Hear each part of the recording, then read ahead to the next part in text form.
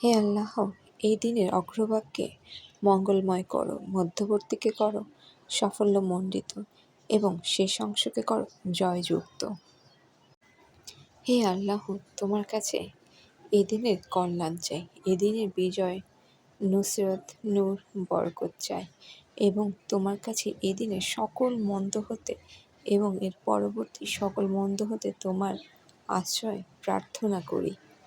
হে আল্লাহ, দুনিয়াকে আমাদের চিন্তার কেন্দ্রবিন্দু ও জ্ঞানের সীমারেখা করো না। দিনের ক্ষেত্রে কখনো আমাদের মুসিবত ফেলো না এবং আমাদের উপর এমন কাউকে চাপিয়ে দিও না যারা আমাদের ব্যাপারে তোমাকে ভয় করবে না, আমাদের প্রতি দয়া করবে না। হে আল্লাহ, তুমি আমাদের পক্ষে সাহায্য করো, বিপক্ষে করো না। আমাদের সম্মানিত করো, অপদস্থ করো না। আমাদের বৃদ্ধি করো, সংকুচিত করো না। আমাদেরকে দান করো, বঞ্চিত করো না। আমাদেরকে প্রাধান্য দাও। আমাদের বিপক্ষে অন্যদের প্রাধান্য দিও না।